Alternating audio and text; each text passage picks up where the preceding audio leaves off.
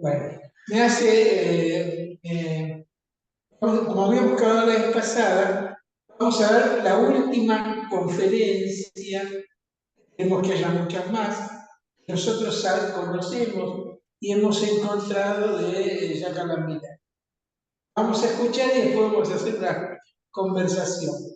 Me parece que es muy interesante lo que dice, que aunque parezca muy general, podemos después ir, digamos, como se dice ahora, ir de la macro a la micro, ¿no? Lo que vamos a escuchar en gran parte de la macro, pero podemos ir a ver cómo, me voy a poner un término no muy agradable, es cómo la experiencia humana se organiza a partir del complot. De eso se trata en esta conferencia. Pero tú dijiste, Guito, que nos traías la definición de complot que te has hecho para. ¿Yo lo encontré? Sí, que habías encontrado muy interesante con el término complot. Porque me olvidé de traerlo. Del diccionario etimológico. No, Coromina no. En francés. El que utiliza Lacan, utilizaba siempre Lacan. Yo tengo la versión breve. Y el término complot toma el sentido actual de conspiración recién en el siglo XV. ¿No? Y viene del latín, que significaba masa.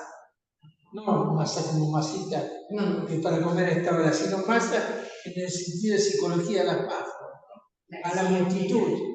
¿No? No me acuerdo de las dos palabras que traía de la traducción del latín ahora. Pero lo que digo esto por lo que va a venir ahora de Miller, que bueno, la etimología a veces se adelanta un poco a la época, pero la hipótesis de Miller que vamos a ver es que la idea del complot surge junto con la ciencia. Y esto es interesante que lo vamos a ver en esta conferencia. Bueno, yo les sugiero que la veamos y que después que hablemos. Tengo un breve origen etimológico. ¿Cómo? Un breve origen etimológico de complot. ¿Lo tenés ahí? Sí, dice... en castellano. El origen etimológico de complot emana del francés, concretamente de la palabra complot, que los galos empleaban durante el siglo XII para referirse al conjunto de acuerdos que se establecían durante los distintos conflictos bélicos, teniendo como escenario el campo de batalla. No obstante, es importante determinar que dicho vocablo francés proviene a su vez del latín complicitum, que estaba formado por el prefijo com, sinónimo de convergencia, y el verbo plicare, que puede traducirse como explicar o plegar. Sí, lo que pasa es que en el siglo XV, lo que dice en la etimología francesa, cambia el sentido. En vez de ser un acuerdo, digamos así, que lo que vos lees, es desacuerdo. Y entonces un poco Miller va a tomar esto para hacer un desarrollo a mi gusto fantástico. Veamos si todo le parece lo mismo, ¿no? Bueno, sí, vamos a ello. Es del 2014. 2023. ¿Cuál? 23. Perdón, 2023, no 14. Del año pasado. No sé si después de lo que escuchamos. No volvió a hablar. No volvió.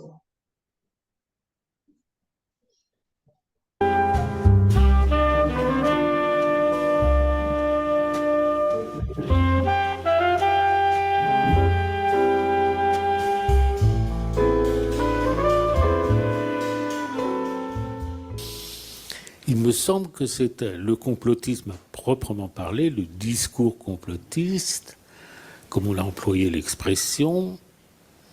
J'ai le sentiment qu'il n'y en a pas d'exemple avant l'époque moderne.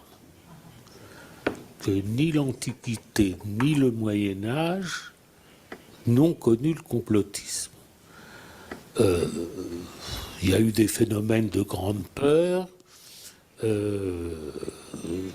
mais il n'y a pas eu à proprement parler le complotisme je ne pense pas même qu'il y en avait à la Renaissance. Je dirais, c'est mon sentiment, que ça commence avec l'époque du discours de la science. Que c'est à partir de là que commencent à se former précisément des sociétés secrètes, ou au moins même des sociétés qui ne l'étaient pas, comme les sociétés savantes, la Royal Society anglaise, qui est la première du genre. Et au fond, pour qu'il y ait complotisme, pour des raisons très profondes, je pense qu'il faut qu'il y ait la science. Et que ne serait-ce que, ça c'est le plus simple, ne serait-ce que pour les moyens de diffusion. Je veux dire, l'invention de l'imprimerie, de la presse, ensuite l'extension de la diffusion joue un grand rôle. Disculpen, ¿pudieron escuchar bien, leer bien los subtítulos hasta ahora? Más o menos. Ahora sí, Guido. Ok, volvemos un toque para atrás. Empieza lo mejor. J'ai le sentiment qu'il n'y en a pas d'exemple avant l'époque moderne. Que ni l'Antiquité,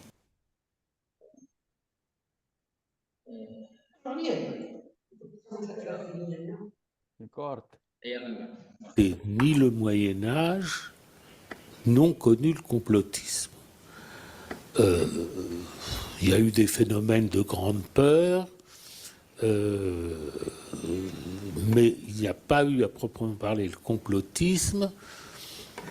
Je ne pense pas même qu'il y en avait à la Renaissance. Je dirais, c'est mon sentiment, que ça commence avec l'époque du discours de la science. Que c'est à partir de là que commencent à se former précisément des sociétés secrètes, ou au moins même des sociétés qui ne l'étaient pas, comme les sociétés savantes, la Royal Society anglaise, qui est la première du genre. Et au fond, pour qu'il y ait complotisme, pour des raisons très profondes, je pense qu'il faut qu'il y ait la science. Et que ne serait-ce que, ça c'est le plus simple, ne serait-ce que pour les moyens de diffusion.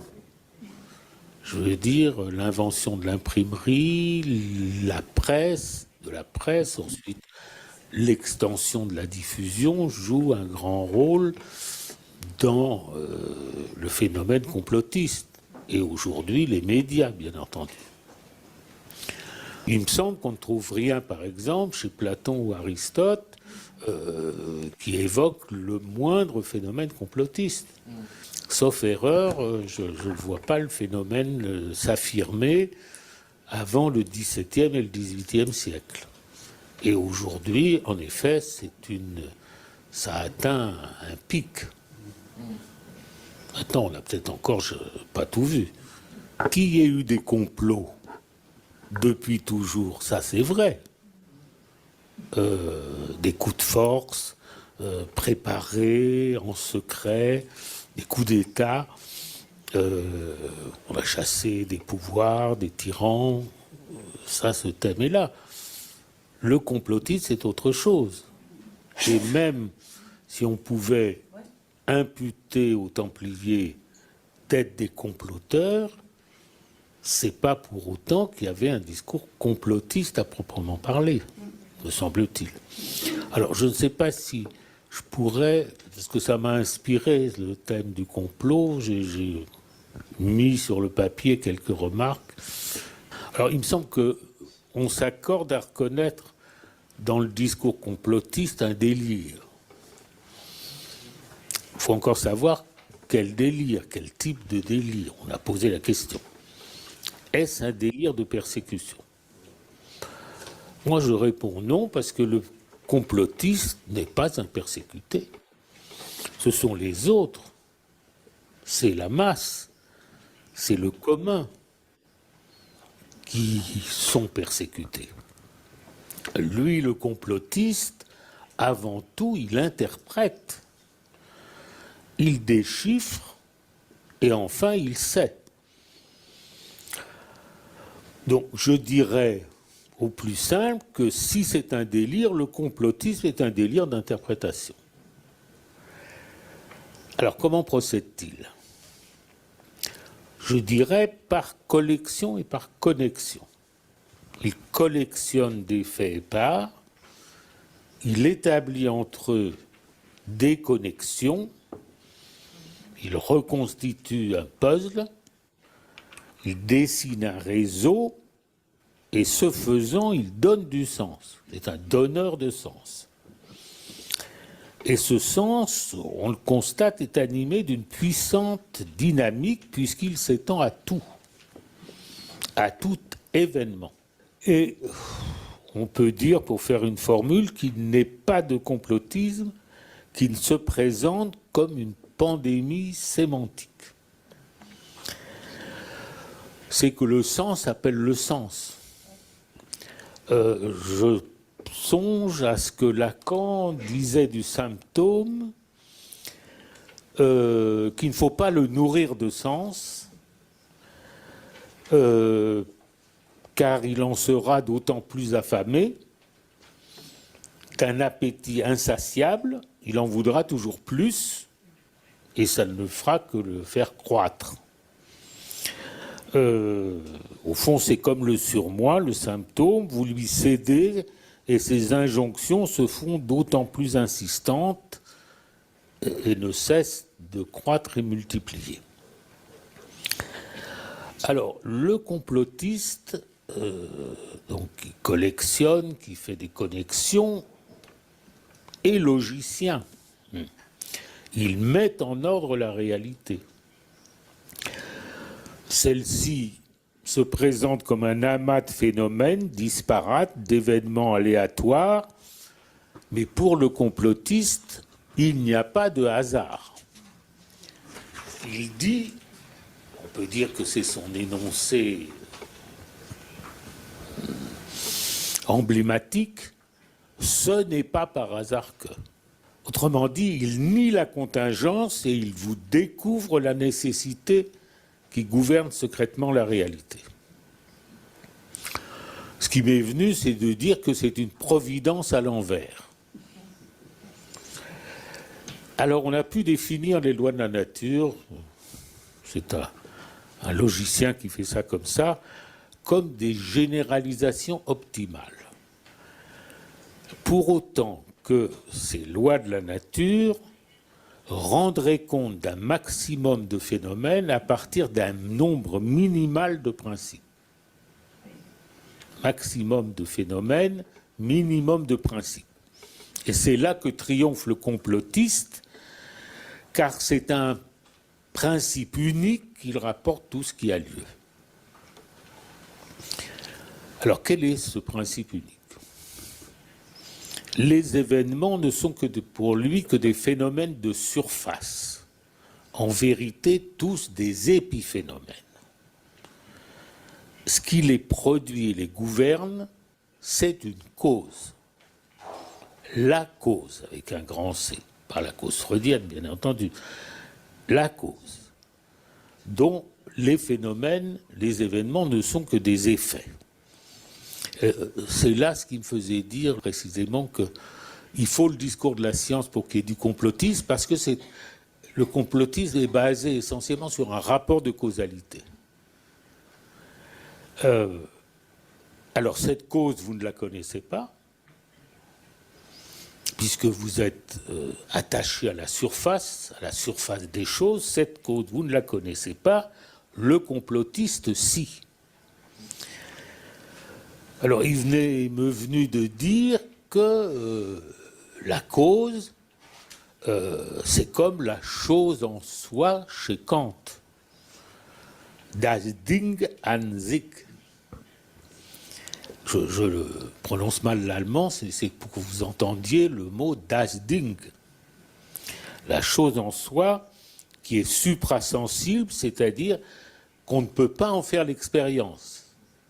Elle est inatteignable par le moyen des sens, au sens des 5 sens. Inconnaissable pour tous, mais il faut le dire, c'est ce que dit Kant, mais il faut en accepter le complotiste qui, lui, connaît la chose en soi. Au fond, son délire, c'est qu'il possède le savoir de la chose en soi, qu'il en a l'expérience, qu'il a traquée, découverte, et il vous la communique pour que vous aussi vous sachiez. Le sens proliférant dont nous avons parlé, c'est cristallisé en un savoir auquel ce sens est arrimé. Qu'est-ce que Das Ding, la Das Ding kantienne? C'est la Wirklichkeit, c'est la réalité effective comme on traduit, c'est-à-dire dans le langage à nous, le réel. Le réel en tant que sous-jacent à la réalité. Donc si on devait l'écrire, on écrirait réalité au-dessus de la barre, réel en dessous. Et le complotiste a accès au savoir du réel. Et plus vous direz « mais c'est impossible », et plus vous confirmerez son statut de réel. Alors est-ce un délire paranoïaque? On en a posé la question. Il y a plusieurs réponses, je commencerai par dire non. Si l'on se fie à cette indication de Lacan, la paranoïa, ce n'est pas de penser qu'on a trouvé le dernier mot. Et justement, c'est ce que pense le complotiste, qu'il a trouvé le dernier mot. Dès lors, plus de surprise, tout s'explique ou trouvera son explication. Alors, quel est-il, ce dernier mot? C'est, je dirais, une intention, ou pour mieux dire, une volonté qui est mauvaise. La volonté d'un autre méchant, la volonté, spécialement celle d'un autre méchant, voilà le dernier mot. La volonté. D'ailleurs, Schopenhauer, critiquant Kant, disait que la chose en soi, c'est la volonté. C'est même une de ses deux grandes idées. Il a écrit un très gros livre qui s'appelle « Le monde comme volonté et représentation ». Eh bien, il a eu deux idées, dont, essentiellement, dans ces centaines de pages, et dont la première, c'est que la vérité de la chose en soi, c'est que c'est une volonté. Alors cet autre méchant, quel est-il? C'est une sorte de malingénie, au sens de Descartes, le jumeau de Dieu, c'est une expression de Foucault, dont il conserve tous les pouvoirs de Dieu, je dirais plus un, celui de vous tromper, ce qui est interdit à Dieu en tant que, comme nous disons, autre non barré. Il peut tout faire sauf vous tromper. Il est donc nécessairement vérace et c'est le malin génie qui lui trompe. Alors qu'est-ce qui échappe à la tromperie du malin génie? Qu'est-ce qui lui résiste? C'est le je pense donc je suis. C'est là-dessus que le malin génie bute. Il ne peut vous tromper sur tout, sauf sur ça. Le point d'Archimède du complotiste, ce n'est pas le cogito, je pense. Mais je dirais le scio, S-C-I-O, je sais. Un je sais absolu.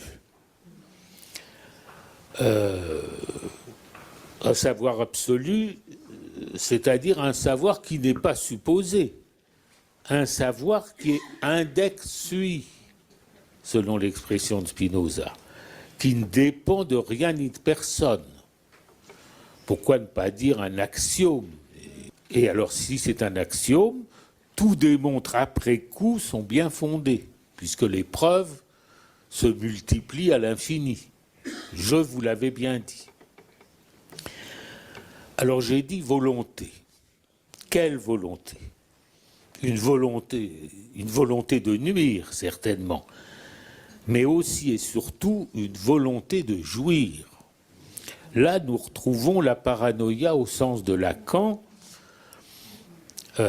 qu'il définit dans un texte ancien que je lui avais demandé naguère, enfin jadis, et qu'il avait écrit pour les cahiers pour l'analyse, les cahiers pour l'analyse publiés en feuilleton les mémoires de Schreiber, qui n'avaient jamais paru en français. J'avais demandé à Lacan de faire la présentation de ce feuilleton. Et donc, il y a un petit texte des autres écrits qui s'appelle « Présentation des mémoires de Schreiber ». Et il y avait là-dedans une expression qui m'a toujours retenu, où Lacan définit la paranoïa. Il ajoute même que c'est une nouveauté à lui, enfin quelque chose comme ça.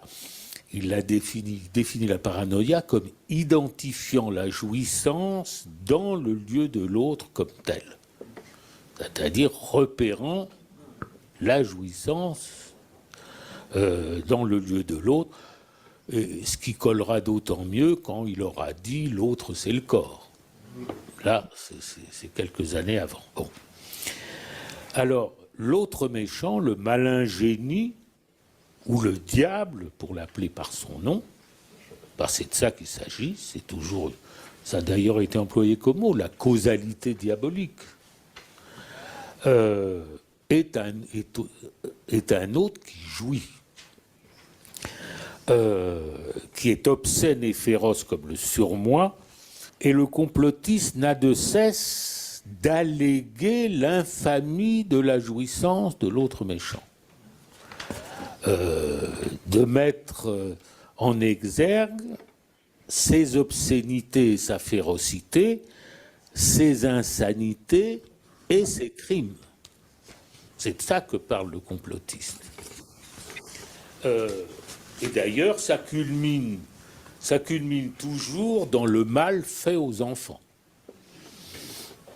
L'autre, sous toutes ses formes et avec tous ses noms, est pédocriminel, comme on dit aujourd'hui.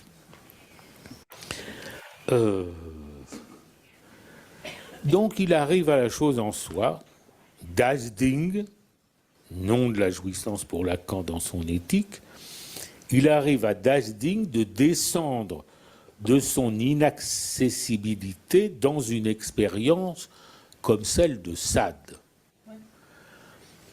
Lacan le dit explicitement dans Kant avec Sade.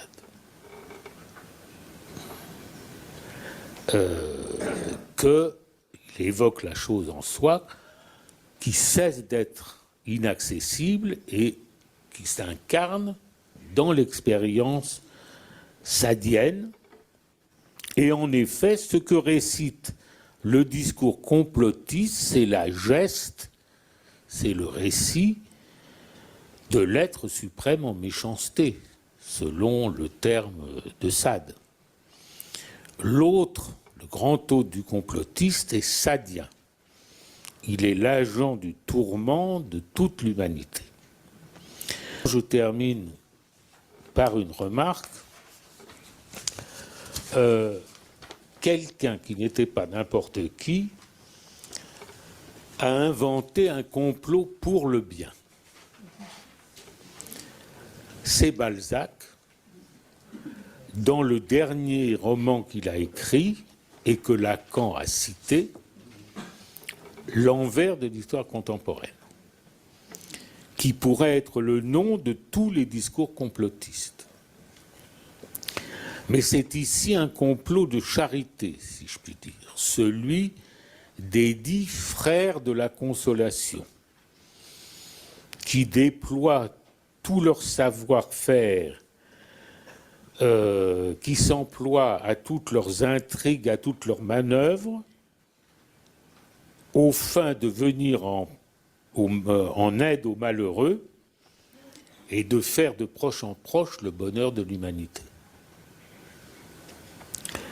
Tentative exceptionnelle sans doute dans toute la littérature complotiste, dont les protocoles des sages de Sion sont le fleuron.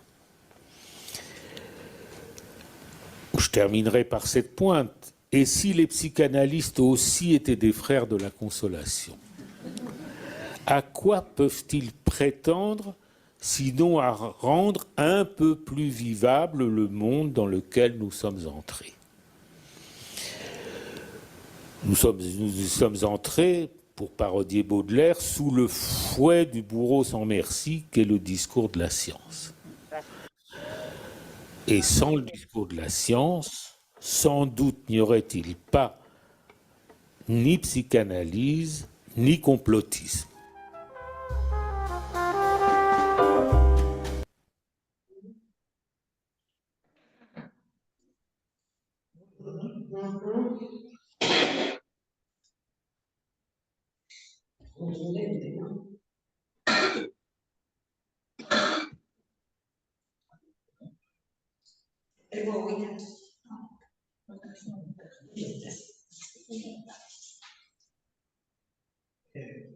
Qué interesante.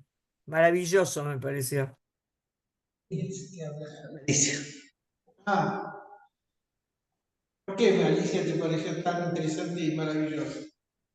Bueno, pero porque yo hice algunas asociaciones que no van a venir al caso con el tema del sadismo, etcétera.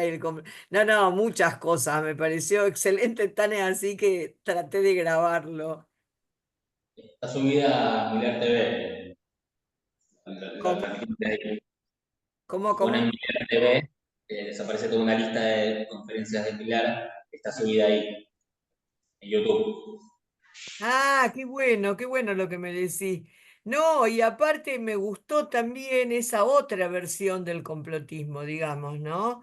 Como la versión sádica y la versión benevolente. Me pareció muy interesante, muy interesante. Y la posición del analista, ¿no? Maravilloso.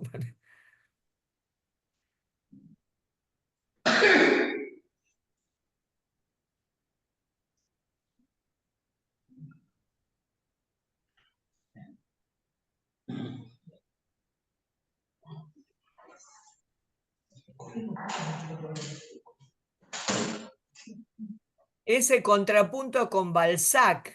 Ah, me pareció, obviamente para seguirlo pensando y leerlo, etcétera. No me acuerdo lo que yo me iba a preguntar en una interlocución. Me impactó mucho Sí. porque quizá desde mi formación política en mi juventud, pensábamos, o sea, desde el marxismo, pensábamos que si es ciencia es bueno.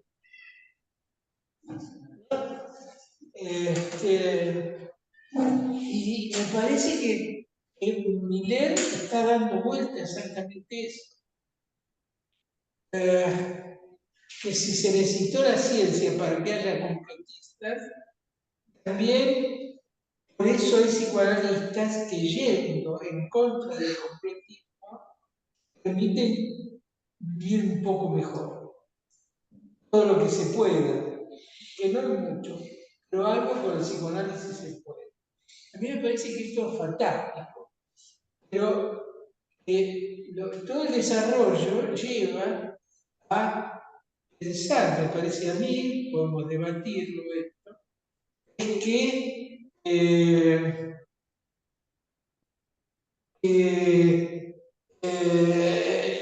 la ciencia, y con la ciencia voy a poder contar. No nos olvidemos que en un comienzo el psicoanálisis estaba atado totalmente a la ciencia y sobre todo a la primer ciencia social que hubo, que fue la lingüística.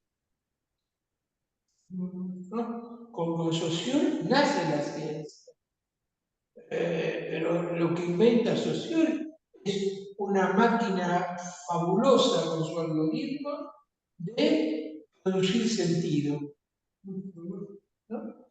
Y este producir sentido hace que el completista, ¿no? Claro, pueda bien, generar sentido, dar explicaciones.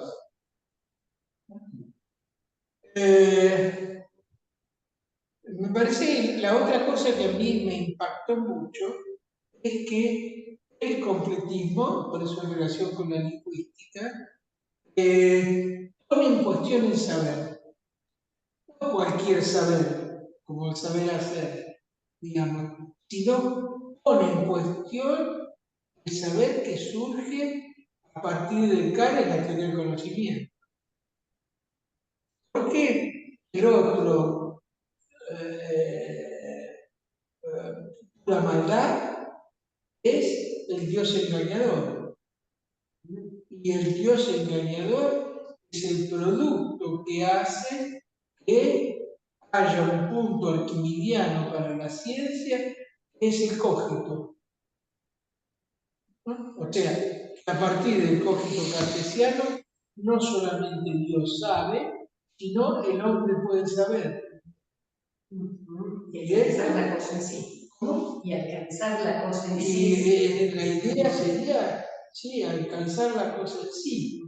O sea, como que el completif sabe de lo real. Se coloca ¿Cómo sabiendo de lo real? No hay saber sobre lo real. Pero el completif piensa que sí hay saber sobre lo real. Yo pensaba cómo, desde el lugar de ocupar, cómo desde ocupar ese lugar, cómo desde ahí puede tener la fuerza o el poder para, digamos, dirigir, orientar o dar o interpretar a su conveniencia, lo que fuera, y ordenar la realidad. Porque cómo es que se da como así inconmovible esa ordenación de realidad. En realidad, me parece que eso es muy importante. Inclusive, hay un ejemplo. Y un ejemplo paradigmático, que son los sabios de Sion. No lo conozco. Bueno, yo te voy a decir que aunque soy judío tampoco sabía lo que eran los sabios de Sion. Hasta que me puse a investigar un poco el tema de los sabios de Sion. Ojo que los sabios de Sion podemos pensarlo que son cualquier partido político. Cuando Miller va en contra de los partidos políticos, es que los partidos políticos tienen la misma estructura que los sabios de Sion, la misma estructura de la ciencia. Pero es que se pueden diferenciar. No se diferencia en nada. Nada. En nada. Porque el nazismo nace como un partido político, ¿no? Sí. ¿No? Y que tiene un convencimiento que sitúa un sujeto, el sujeto nazi, que cae a igualar a millones de alemanes y austríacos bajo ese significado. Déjame terminar. Ese significante nazismo nace justamente con los sabios de Sion. Los sabios de Sion pasó la historia, por lo menos, que yo recogí de eso, es que en la época, creo, del Zar Nicolai, antes de la Revolución Rusa, 1916 más o menos, se veía venir el derrocamiento del zarismo de los árabes. Entonces, a un agente secreto de ese momento se le ocurre pensar que los bolcheviques y los mencheviques eran en su mayoría judíos. De hecho, Trotsky era judío, era un representante muy importante. Marx era judío. Entonces, inventan que hubo una reunión de los sabios judíos en la ciudad de Suiza y que crean un proyecto para matar a todos los católicos y quedarse con el mundo.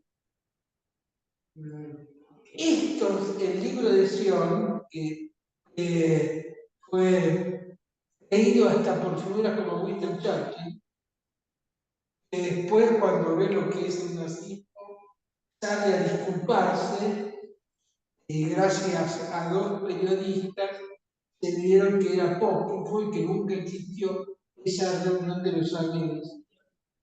Pero esos sabios de Sion eran pensados como completistas, que tenían este complot increíble, tuvo como efecto la creación del partido nazi. Y la persecución y la gran masacre de los judíos, ¿no? Por parte de que era, porque era un libro que todavía hay gente que cree en los amigos, ¿no?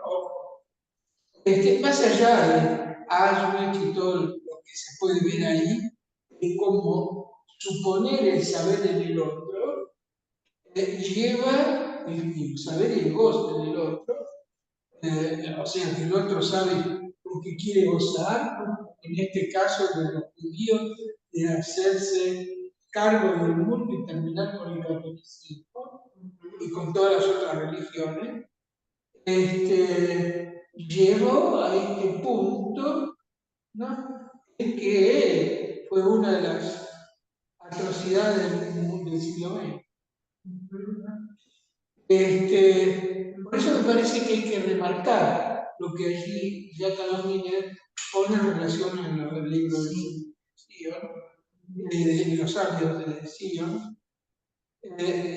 Sion es el nombre de Sion, era como los judíos llamaban a Israel. De ahí viene la palabra sionista. Una pregunta, Lito. Una Sí. pregunta. ¿El otro sabe de mí porque quiere gozar? El otro, lo que el paranoico dice, el otro sabe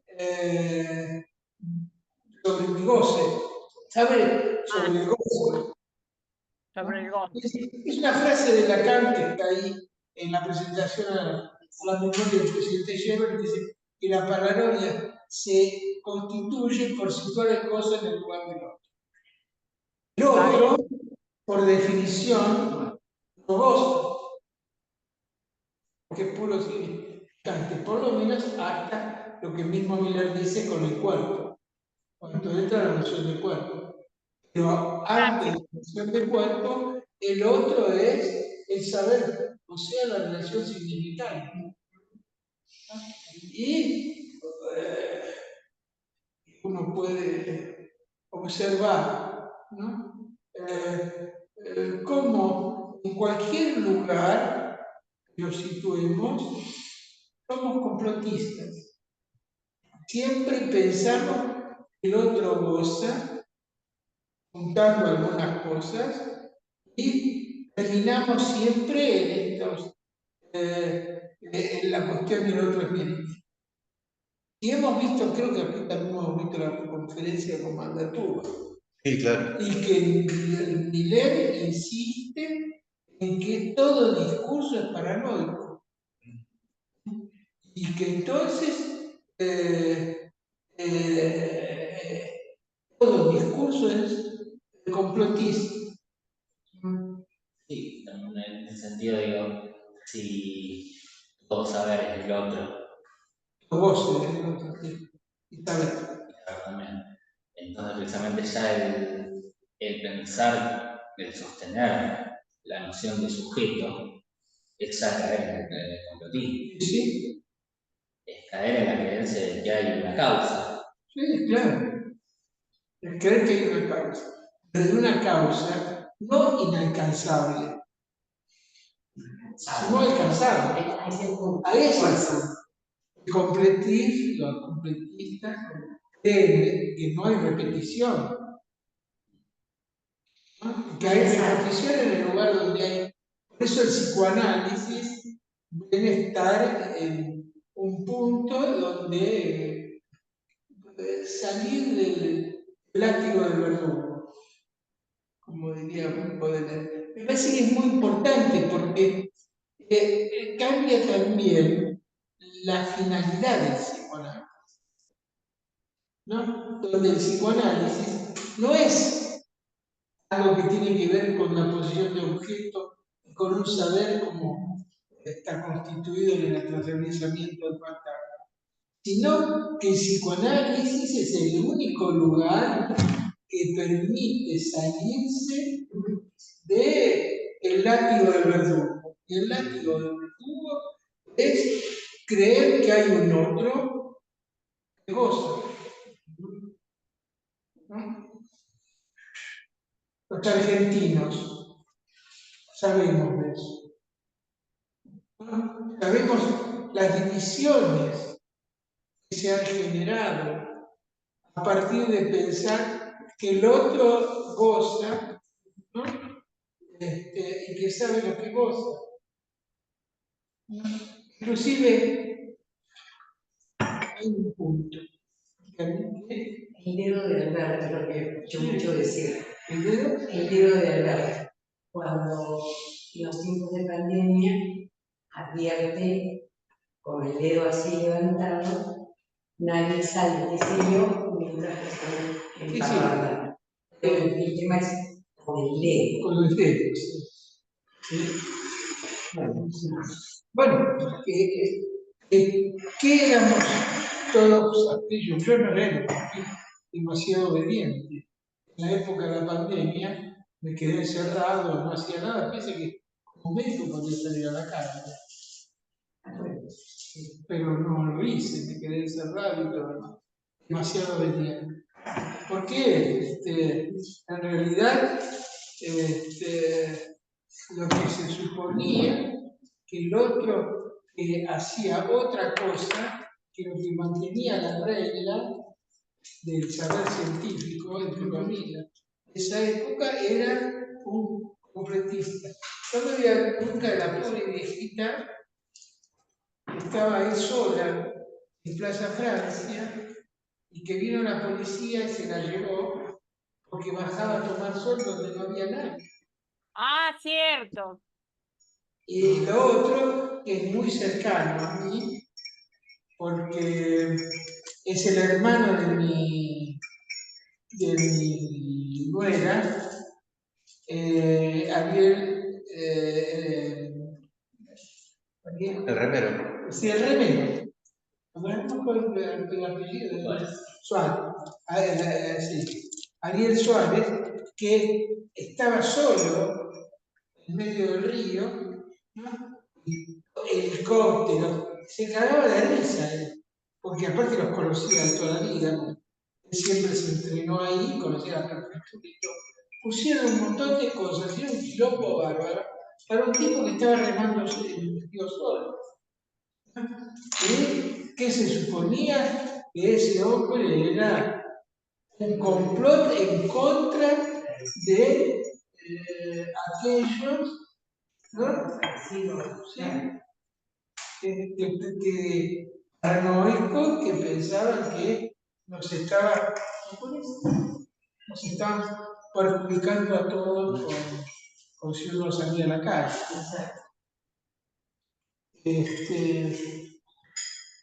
Yo creo que cuando podemos llevarlo a eso, no solo al terreno colectivo, sino al terreno individual de cada uno, y nos vamos a dar cuenta de todas nuestras paranoias. El psicoanálisis tiene que curarnos de eso, tiene que curarnos de que hay un otro malvado. Creo que también hay una ironía en esta. El psicoanálisis no es caridad. Mientras Balzac piensa en un otro caritativo que salvaría y daría felicidad a este mundo, el psicoanálisis no es calidad, ¿no? La calidad lo saca de lo paranoico. El ejemplo que dábamos la vez pasada en el seminario, cuando habla del voyerismo, de la crítica que hace a Sartre, Sí. donde ahí precisamente lo que busca el sujeto, el que espía ahí, es ser visto, justamente. Lo que muestra es cómo efectivamente en realidad esa mirada no es nada, sino precisamente un lugar de buscar su ubicación, por así decirlo, buscar algo que lo explique, que lo defina. ¿Cómo? Para la pantalla.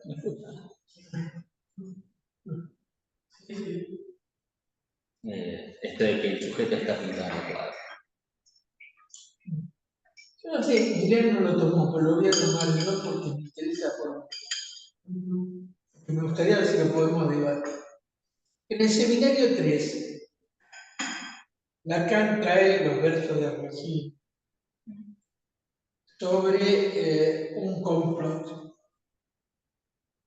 El complot se da entre el sacerdote y no me acuerdo el nombre, se llamaba el otro. Bueno, en dos personas. Uno es un sacerdote.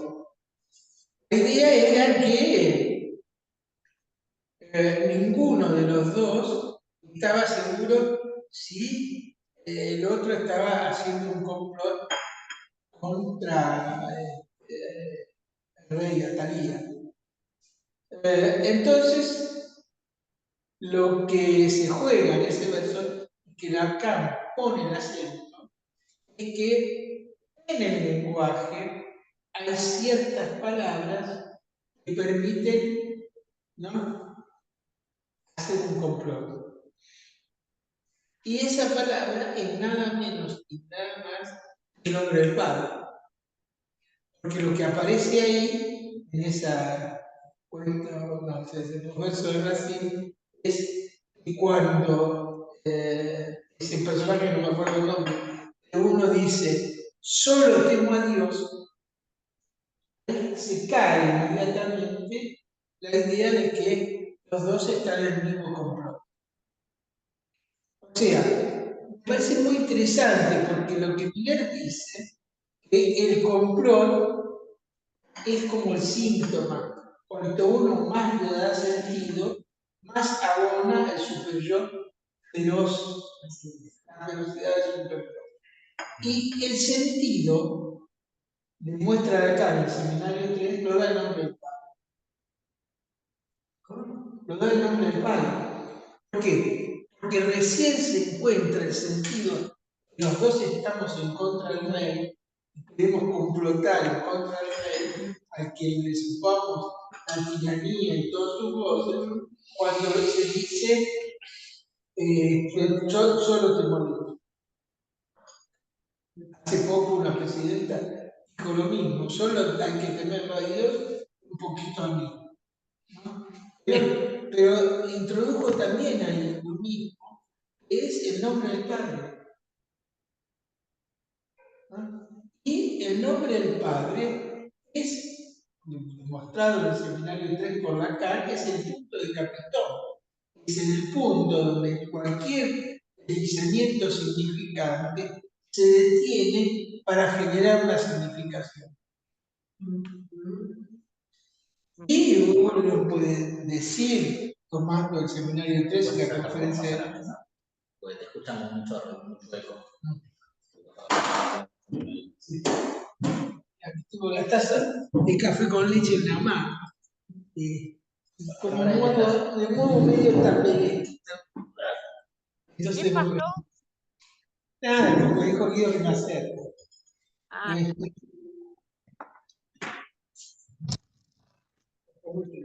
Sí, porque yo. Entonces, no, lo que yo decía, que justamente es el nombre del Padre, el generador de sentidos. Tal es así que la diferencia entre la paranoia y la neurosis está puesta ahí en la formulación del nombre del padre, donde la reconstrucción delirante lo que hace es crearse un punto de Capitón. O sea, darse un sentido, pero un sentido delirante. Me parece que hacia donde va avanzando la enseñanza de Lacan y con este tema del completir, habría ciencia sin el nombre del padre. ¿No? Es que es justamente el psicoanálisis no nos puede curar no nos puede aliviar ese genio maligno, si no es a partir de ir más allá del nombre del Padre. Mostrar que no hay nombre del Padre. No sé de qué forma podemos charlar ahora un poco todos.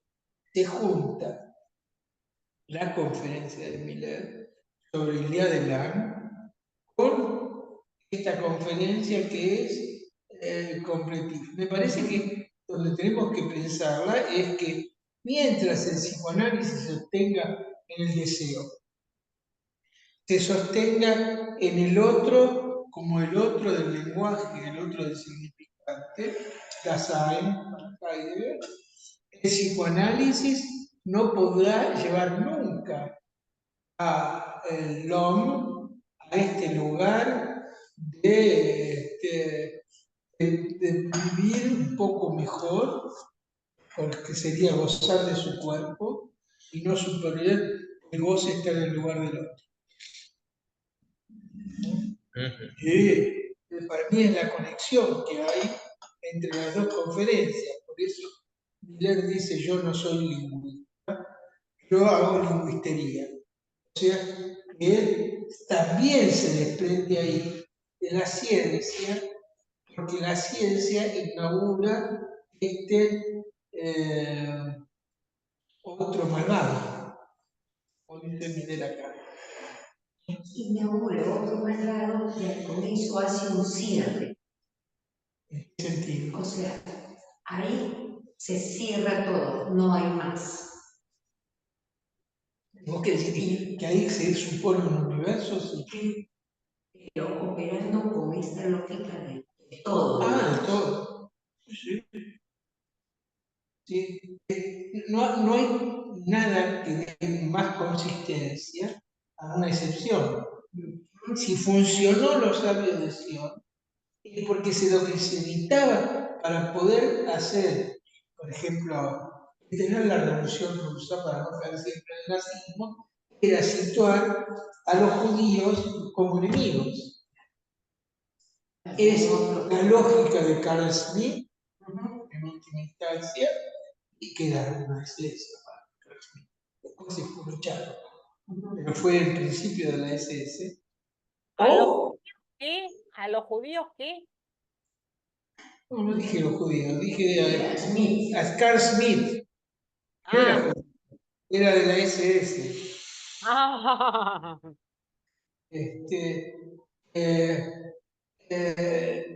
La política amigo-enemigo. Digamos, el gran decepción que uno tiene en esta vida es que el mundo va hacia eso. ¿No?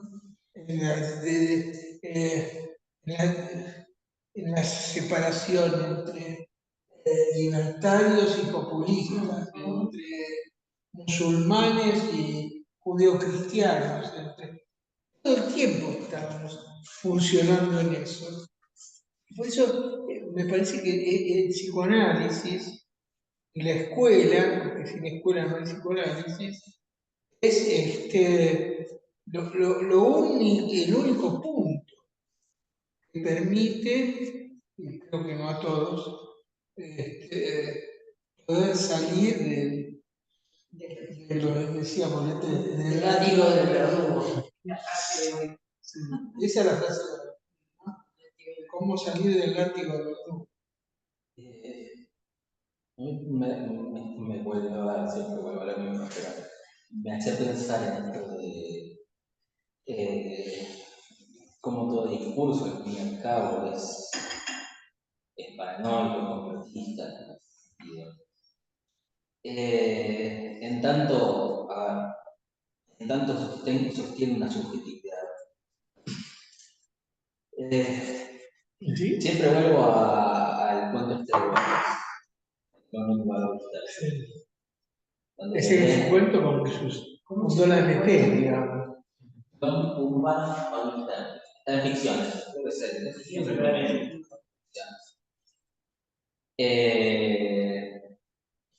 En realidad, este lenguaje freudiano, donde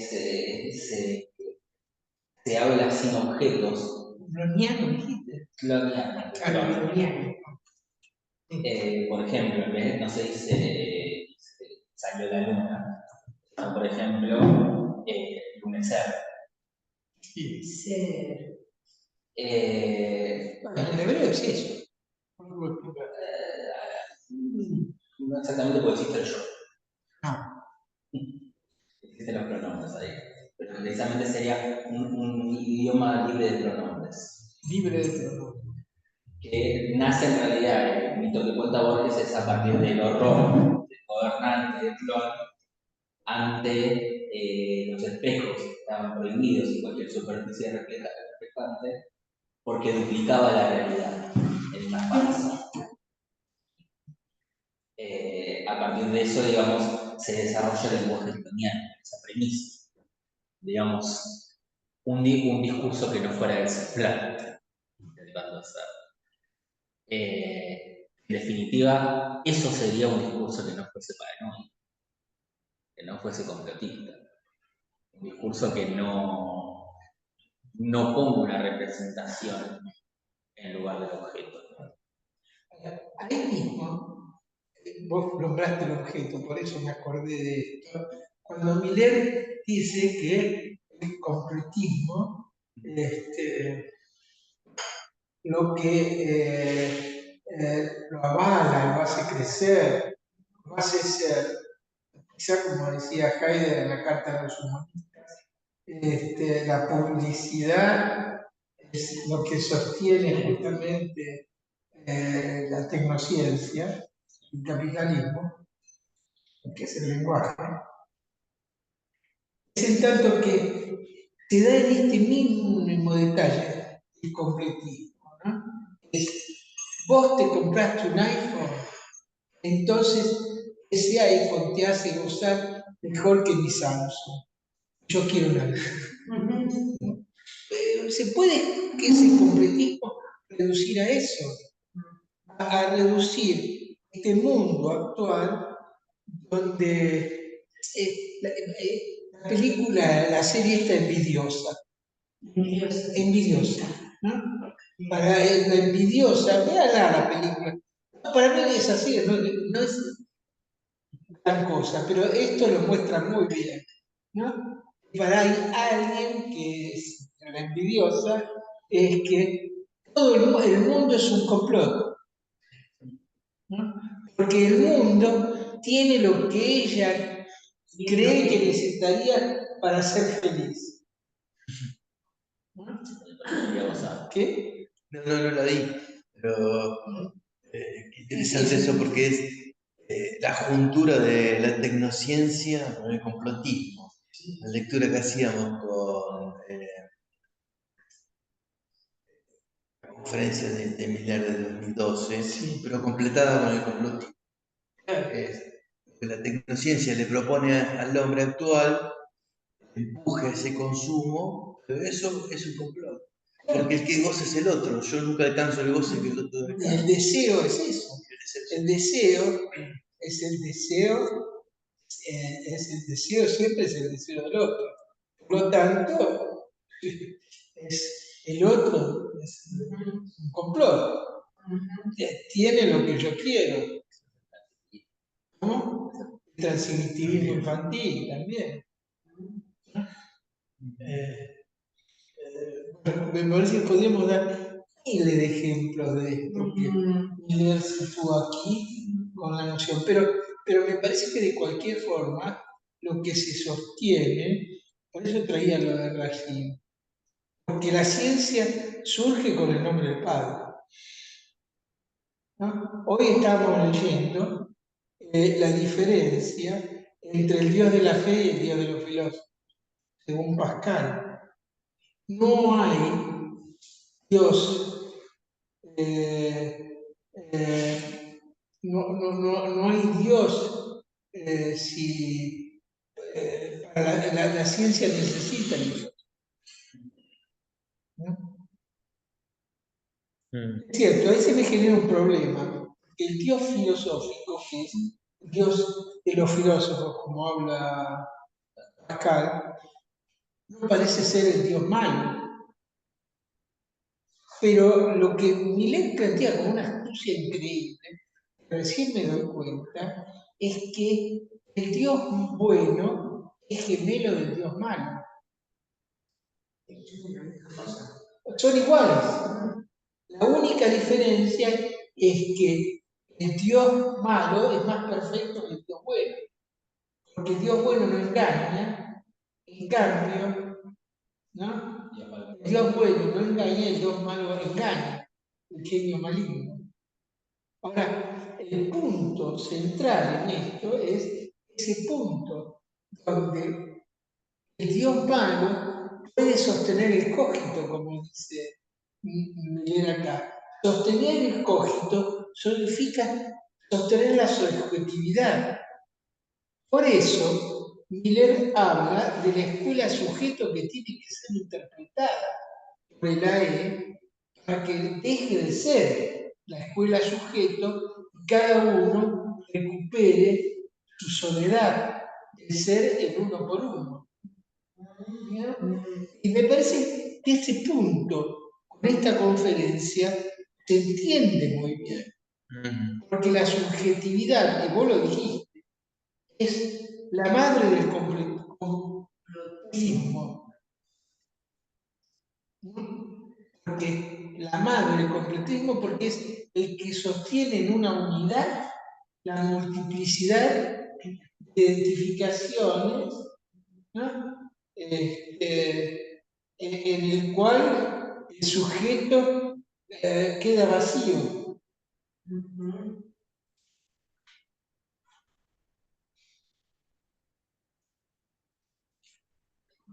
Este punto de gemelo me pareció genial. Sí, en definitiva eso del Dios bueno, Dios malo, o Dios existente incluso, es el complotismo mismo. Claro. Porque ya, digamos, pensar una voluntad a ese sujeto de lo que puede o no puede hacer, digamos, ya barrada, aparentemente, el Dios bueno, por lo menos. Habría que poder desenmarañar sus intenciones para saber si es bueno o malo. Dios actúa de manera misteriosa. Porque bueno o malo se lo pone el sujeto. Por eso, bueno. Por eso digo el Dios del complotismo. Claro. Digo, el Dios de los filósofos es el mismo también, en ese sentido, en tanto que no se sabe su existencia, solo se supone que sería mejor que exista. Esto para Pascal, claro. Pero ¿por qué se supone que sería mejor su existencia? Porque es un sujeto. No afectaría absolutamente lo más mínimo. Y porque te promete también que hay un más allá de un mundo mejor. Bueno, El mundo mejor que el mismo Dios crea. Si hay un más allá porque hay un más acá, o algo que el sujeto está preso. Sí. Estamos también hablando acá de la teología, no solo de la ciencia, es decir, el complotismo y su relación con la ciencia y su relación con la teología. Ahí están de la mano, ¿no? Hay un tema, porque la teología de por sí, o yo no diría, pensando probablemente en la escolástica, la patrística sobre todo. No, son dos comentarios sobre el audio. Donde en definitiva, a ver, la teología se trabaja simplemente el estudio de la sustancia divina, de la naturaleza divina. El problema es cuando empieza, por ejemplo, el tomismo, a querer demostrar que la razón converge con la fe. Porque hasta ese momento, en todo caso, la naturaleza se sostiene como una expresión divina, no hay un porqué, sino más que es eso. En el conocimiento de cualquier objeto, es la presencia. A partir de poner que existe una razón, que existe un porqué, efectivamente, que Dios, digamos, hace las cosas por una razón. Ya ahí entonces se separa, se introduce algo más, se introduce una causa. A ver, el Dios judío no es el mismo que el Dios cristiano en el sentido de que es caprichoso. Es caprichoso, incluso literalmente se podría decir hijo de puta. Las cosas que se cuentan en la Biblia, que a quienes más lo quieren son las peores. Basta ver el libro de Job. El libro de Job, por ejemplo, es el ejemplo.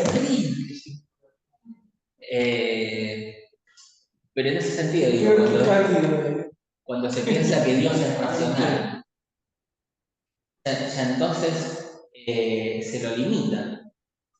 ¿Qué quiero decir? A ver, en todo caso, la razón es la introducción del nombre de un padre en relación a Dios. Si lo reemplazamos el deseo materno por el deseo por Dios, estamos en el mismo lugar. Es a partir de esa relación con el nombre del padre que puede haber una significación válida y por ende una relación, una causa. Antes de eso, lo introduce con el matrimonio. Pero antes de eso era extinguido todo. Era de la nada. Ahí ya se pone un origen, necesariamente. Y no simplemente un despliegue de manifestación de algo que es inevitable. Así decirlo.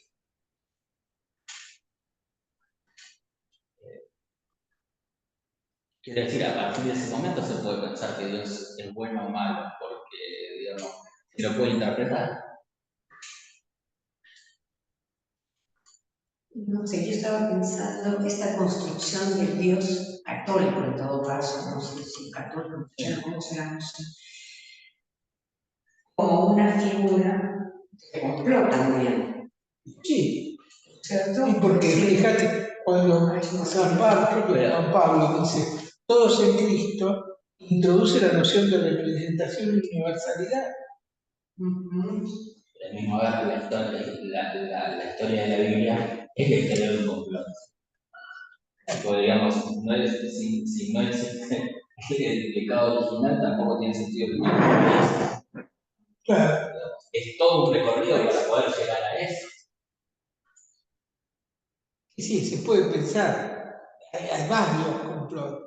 ¿No? Está después el de Adán, el de Caín y Abel. ¿No?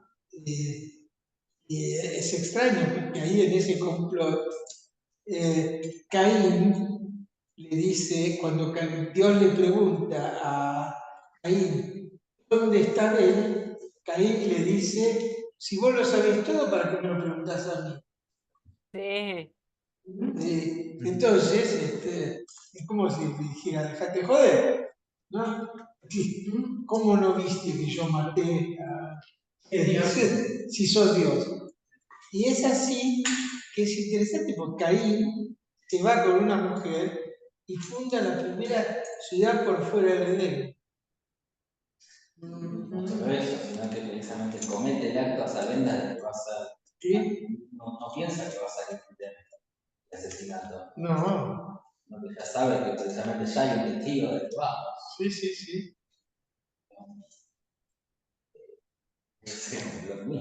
Ese complot. Sí. A mí me parece que si lo bajamos un poco a la tierra, que es lo que más interesa, es que se dan cuenta que mientras haya un otro con mayúsculas, ¿no? Va a haber complot. Se da lugar a Va a esa dar lugar al existencia. complot. Claro. Por ejemplo, voy a dar un ejemplo hasta político, ¿no? En el sentido teórico. Cuando Marx habla de alienación, no es solamente el trabajador el que está alienado, también está alienado el rico, el amo. Y lo que supone el socialismo es desalienar a ambos. ¿Cómo se tomó eso? Hay que terminar con los ricos para poder hacer una revolución socialista. Porque los ricos son malos en sí mismos porque gozan de la plusvalía. Y no que la plusvalía en sí misma es la alienación de la sociedad. Pero en ese sentido, es muy interesante. Se puede ver muy a su vida. Es muy extraño. ¿Quién? Se llama Vampiros. ¿Cómo era?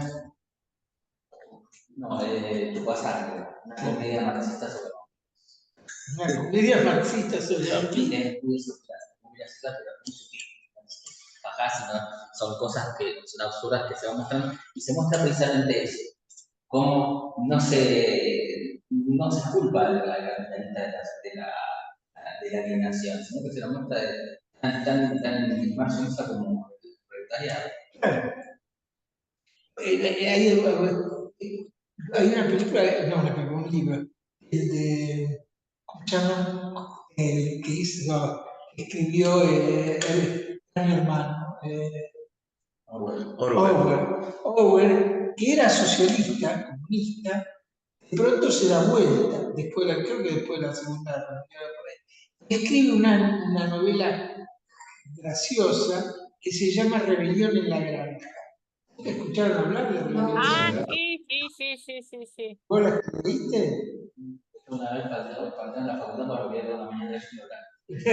Bueno, les desaconsejo que se la lean, porque ahí se ve en Rebelión en la Granja el complotismo, lo que pone Miguel. Son los cerdos en la granja, son los únicos que gozan. Todos los animales son iguales, pero algunos son más iguales que otros. Sí, así lo decía, mira, eso yo lo leí de chico, ahora no me acuerdo todo, pero me acuerdo que odiaba ese libro porque iba en contra de la jerarquía soviética, ¿no? O sea, seguramente Orson Welles, Orwell, vio lo que fue la Unión Soviética con otros ojos de lo que lo veía yo. Entonces me producía un odio terrible. Como decía estas cosas, de la burocracia. Es interesante lo que se generó en la Rusia zarista, o sea, la Rusia comunista, es una burocracia que reemplazaba al zarismo. ¿No? Por eso no hubo, fracasó la revolución del 18, que fue la ilusión nuestra y de muchos norteamericanos también, porque hay muchos norteamericanos que trabajaron en la revolución socialista, aunque no lo crean. Bueno, de hecho el macartismo fue justamente por eso, porque había mucho marxismo en Estados Unidos en esa época. Entonces, volviendo quizás a la crítica, Sí. Lo que se está planteando a partir de esta conferencia es que la interpretación del analista no puede ser discursiva. ¿No puede ser? No, por eso ir adelante. Más, la interpretación, que es pura psicoterapia, es cuando el analista quiere tomar como causa la infancia del niño. Y entonces es el complot de los padres, que lo llevaron siempre, ¿no?, a eso. Inclusive el goce de la escena primaria del hombre de los lobos esconde atrás de eso que no hay relación sexual, pero él la vivía como fantasmáticamente, como el goce de la relación entre los padres que lo llevaba a la castración. O sea, tiene consecuencias clínicas, consecuencias en nuestra experiencia eso. Nuestra experiencia es una experiencia que tiene que ir en contra del otro, ¿no? Del supuesto saber paranoico, que es, el saber es paranoico por definición. Inclusive, con Carlos hemos charlado bastante el tema de cómo sale el psicoanálisis vía la transferencia de la paradoja del mentiroso,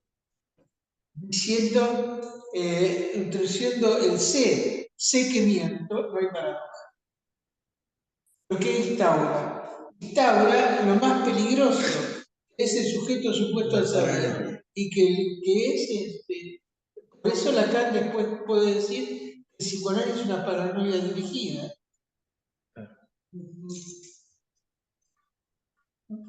Se nos había ocurrido a los 4 o 5, y cuando vimos esto, era muy interesante poder charlarlo con ustedes.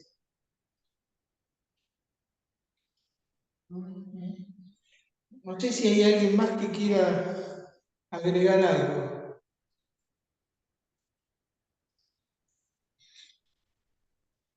Fueron casi todos. No hay nada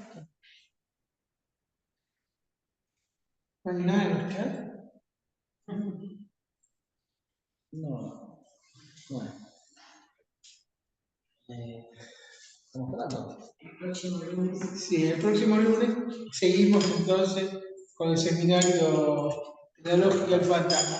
Desde ya anunciamos que el año que viene vamos a trabajar el seminario ANCOR. El 20. Este año vamos a seguir hasta donde lleguemos, 14, y el próximo arrancamos con el 20.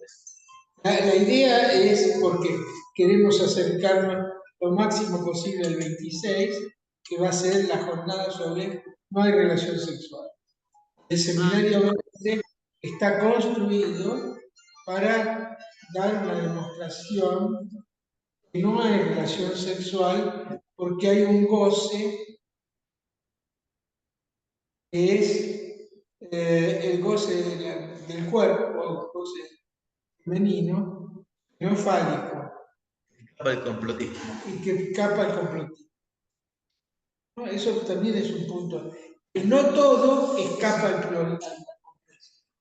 Me parece que Lacan, a partir del 20 en adelante, muestra un psicoanálisis, o empieza a construir un psicoanálisis que permite salir del complotismo. Y si no, seguiremos siempre bajo el látigo del Exacto, el látigo del verdugo. Es hermoso lo que hacemos de leer. Sí. Bueno, nos vemos. Adiós. Chau, chau.